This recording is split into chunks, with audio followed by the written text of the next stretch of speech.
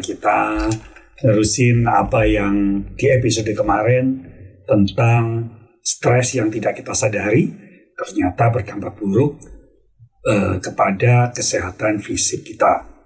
Itu kalau gue maksudnya. Jadi bukan diri kita aja, tetapi bagaimana dengan orang-orang di sekitar kita yang kita sayangin agar mereka tidak juga terdera oleh kesulitan karena kita sakit. Nah, dalam satu sisi dan satu sudut pandang, Rojali sebagai orang biasa tentunya ingin sharing mengenai dampak daripada stres ini, bahwa stres ini kalau tidak kita sadari dan kemudian menyerang kesehatan fisik kita, maka salah satu yang dalam episode ini Rojali ingin sampaikan adalah bagaimana stres itu bisa memicu sebuah penyakit yang sebetulnya ini adalah pembunuh paling sadis sebetulnya, yang namanya diabetes. Diabetes, penyakit gula, bukan karena orang itu manis dan dirubung semut, tidak.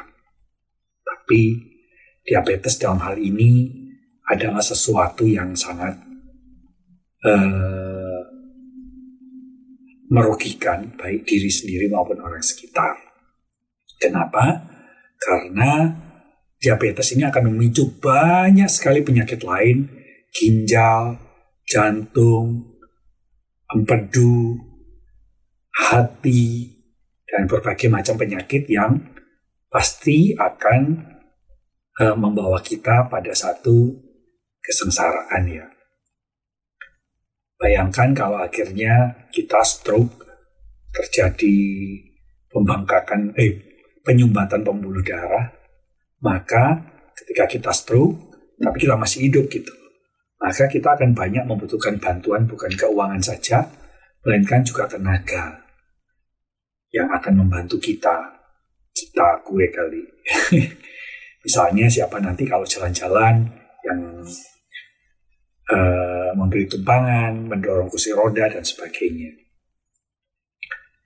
Jadi itulah sebabnya stres harus segera diwaspadai, dirasakan, dan tentunya diobati dengan berbagai macam cara yang sudah disampaikan oleh Rojali pada episode sebelumnya.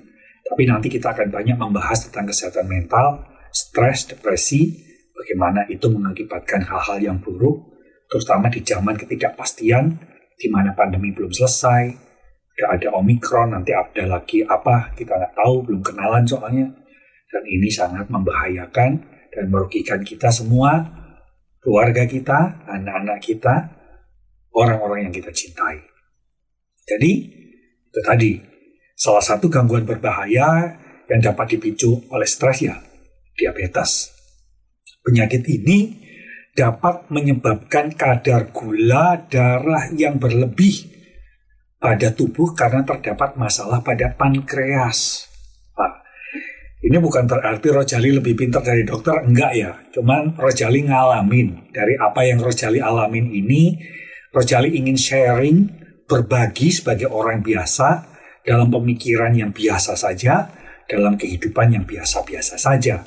Supaya teman-teman audiens, pendengar, teman-teman Rojali juga dapat mengambil hikmah, dan dari hikmah itu dapat digunakan untuk memperbaiki kualitas hidup baik diri sendiri maupun orang-orang yang kita cintai di lingkungan keluarga yang utama, kemudian lingkungan pekerjaan dan sebagainya.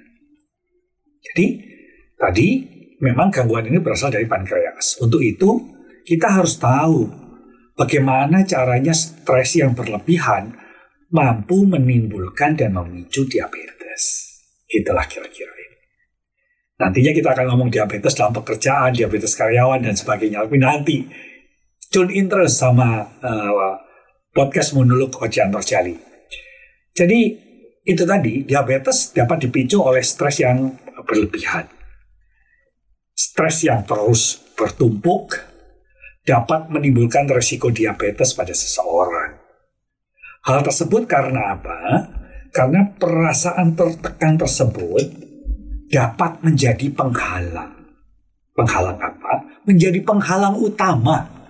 Penghalang utama untuk tubuh mengontrol glukosa dengan efektif. Udah diblok duluan.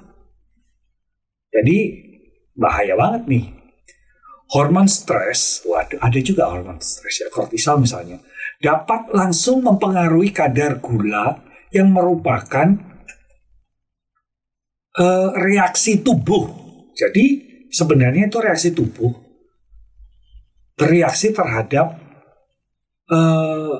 hal-hal yang mulai berpengaruh tadi. Itu ya. Jadi kadar gula ini merupakan reaksi tubuh atau yang digunakan sebenarnya untuk melindungi diri kita.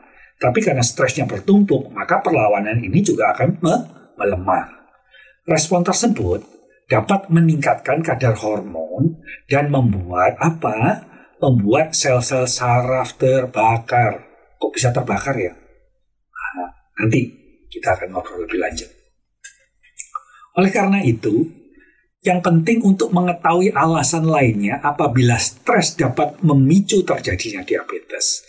Hal ini, diabetes adalah sebuah penyakit ya. Penyakit yang dapat diderita seumur hidup. Rojali misalnya harus minum obat setiap hari seumur hidup. Dan harganya nggak murah teman-teman. Nah, gitu ya. Pasti semua orang nggak ingin dong mengalaminya penyakit yang didera seumur hidup. Kalau nggak kerja, nggak apa-apa. Mungkin ada yang merawat di rumah. Tapi kalau sudah nggak ada yang merawat, tetapi harus bekerja untuk mencari nafkah, bagaimana? Ini yang akan menjadi halangan yang cukup besar. Jadi penyebabnya kira-kira kayak begini deh. Kalau lebih runtut ya, Rojali. Stres itu meningkatkan kadar gula darah, itu jelas. Ini salah satu alasan kenapa stres dapat memicu seseorang untuk mengidap diabetes karena peningkatan pada kadar gula di dalam darah kita. Ini dulu. Saat stres terjadi, tubuh akan berusaha melepaskan namanya hormon kortisol. Ketika melepaskan hormon kortisol tersebut, dapat meningkatkan detak jantung dan pernafasan. Secara bersamaan, simpanan glukosa dan protein dari hati, liver nih ya, akan menuju aliran darah agar diolah menjadi energi. Akhirnya apa? Akhirnya kadar gula darah akan meningkat. Nah, ini yang menyebabkan gangguan-gangguan itu. Pada dasarnya ketika stres, tubuh kita mengeluarkan hormon kortisol untuk melawan stres itu, tetapi secara bersamaan juga meningkatkan detak jantung dan kemudian pernafasan kita. Dan juga simpanan glukosa dan protein menuju aliran darah. Dan ini membuat satu blokade-blokade yang akan membuat penyakit itu sangat meresahkan baik yang mengalami maupun keluarganya. Nah, yang lain adalah stres pasti akan mengakibatkan atau mengaktifkan sel lemak. Stres dapat picu diabetes pada seseorang karena aktifnya sel lemak yang disebabkan hormon kortisol yang dikeluarkan tadi. Gitu ya, hormon stres nih, gitu ya. Hormon tersebut berusaha memindahkan lemak dari tempat penyimpanan di seluruh tubuh ke sel lemak di dalam apa? Di dalam perut.